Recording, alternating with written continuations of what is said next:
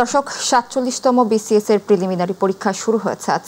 এ বিষয়ে যুক্ত হচ্ছি সহকর্মী জাহিদ আহমেদ বাবুর সাথে। ঢাকাসহ ৮টি বিভাগীয় শহরে ২৫৬টি শিক্ষা প্রতিষ্ঠানে শুরু হয়েছে এই পরীক্ষা। বাবু, আর কি কোনো তথ্য আছে আপনার কাছে, জানাবেন আমাদের।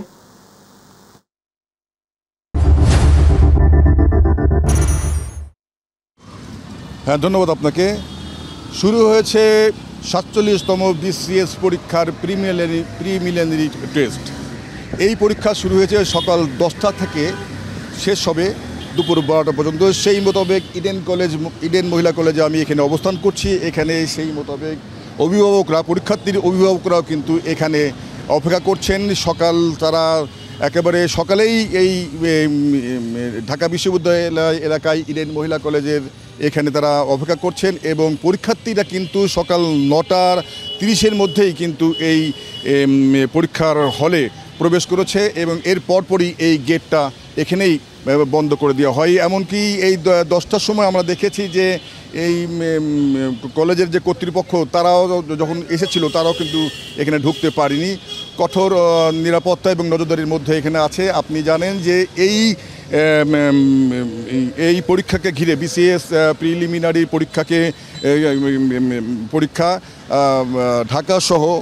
ঢাকাসহ দেশের বিভিন্ন জেলায় অর্থাৎ ঢাকা, রাজশাহী, খুলনা, বরিশাল, সিলেট, রংপুর, ময়মনসিংহ এই 8টি শহরে 256টি পরীক্ষা কেন্দ্রে এখানে পরীক্ষা নেওয়া হয়েছে। সেই ক্ষেত্রে ঢাকাতেই 113টি পরীক্ষা কেন্দ্র এখানে আছে, যেখানে গার্ড দিতে নিয়োজিত আছেন যে 120 জন নির্বাহী ম্যাজিস্ট্রেট। ইতিমধ্যে ম্যাজিস্ট্রেটরা তারা সকালেই 9টার সময় ইডেন কলেজের ভিতরে প্রবেশ করেছে এবং তারা কিন্তু নজরদারির মধ্যে আছে এবং পরীক্ষার্থীরা যেখানে যারা আছে সেই পরীক্ষার্থীরা কিন্তু এই 2 ঘন্টার মধ্যে অর্থাৎ 10টা থেকে 12টা পর্যন্ত এর মধ্যে কোনো হল ত্যাগ করতে পারবে না অথবা বাথরুমেও যেতে পারবে না, এরকম একটা নির্দেশনা দেওয়া আছে।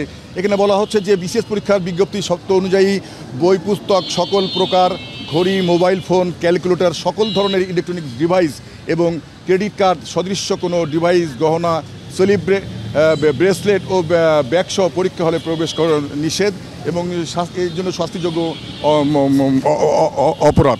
পরীক্ষা হলে কোনো পরীক্ষার্থীর নিকট বর্ণিত নিষিদ্ধ সামগ্রী পাওয়া গেলে তা বাজেয়াপ্ত সহ সিভিল সার্ভিস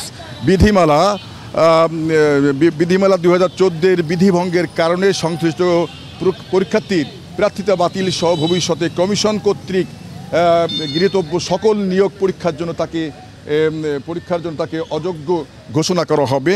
তো এখানে আমরা যদি একটু জানতে চাইবো যে আজকে যে সকালে ইতিমধ্যে আপনাদেরকে আর একটু বিষয় জানাতে চাই যে এই পরীক্ষা কিন্তু আসলে দুইবার পেছানোর পর অবশেষে এই আজকে শুক্রবার ছুটির দিন আজকে এই বিসিএস প্রিলিমিনারি পরীক্ষার টেস্ট আজকে শুরু হয়েছে। সে মতো এখানে দেখলাম যে অনেক অভিভাবকরা আছে। আজকের যে পরিবেশ এবং এতদিন পরীক্ষার মধ্যে আমি জানতে চাইবো যে আসলে তাদের অনুভূতি এবং তারা কি বলতে কেমন পরীক্ষার অনুভূতি হচ্ছে, কি দেখছেন?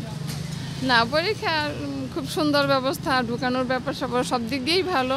তো আমরা গরমের মধ্যে এখানে বসে আছি, বসার একটা সুন্দর ব্যবস্থা থাকলে আর একটু ভালো হইতো। হ্যাঁ, ওনারা বলছেন আসলে এটি খুঁটিনাটি এটি সমস্যা থেকেই যায় যে এখানে যদি আসলে সুন্দর বসার ব্যবস্থা থাকতো তা আরও সুন্দর ভালো হতো। তাছাড়াও আজকের পরিবেশ অনেক সুন্দর, অনেক আনন্দময় এবং উৎসাহ উদ্দীপনা নিয়েই কিন্তু অভিভাবকরা এবং পরীক্ষার্থীরা এখানে পরীক্ষা দিতে এসেছেন। তো আরেকটি বিষয় আপনাকে জানিয়ে যেতে চাই যে এখানে দৃষ্টি প্রতিবন্ধীরা বা অন্যান্য প্রতিবন্ধীরা তাদের জন্য, বিশেষ করে দৃষ্টি প্রতিবন্ধীদের জন্য তাদেরকে শ্রুতি লেখক দেওয়া হয়েছে, এবং তাদের জন্য প্রত্যেক ঘন্টায় 1 ঘন্টায় 10 মিনিট অতিরিক্ত সময় ধার্য করা হয়েছে। তো এই পরীক্ষা মিলে আসলে আইন শৃঙ্খলা রক্ষাকারী বাহিনীর সদস্যরাও দেখলাম যে ওখানে তাদের যানবাহন নিয়ে তারা সুসজ্জিতভাবে তারা অপেক্ষা করছে। তো এই ছিল বিসিএস প্রিলিমিনারির পরীক্ষার সর্বশেষ ইডেন কলেজ থেকে। বাবু, আপনাকে ধন্যবাদ। ঢাকা বিশ্ববিদ্যালয় এলাকা থেকে ৪৭তম বিসিএস প্রিলিমিনারি পরীক্ষার খবর জানাচ্ছিলেন সহকর্মী বাবু।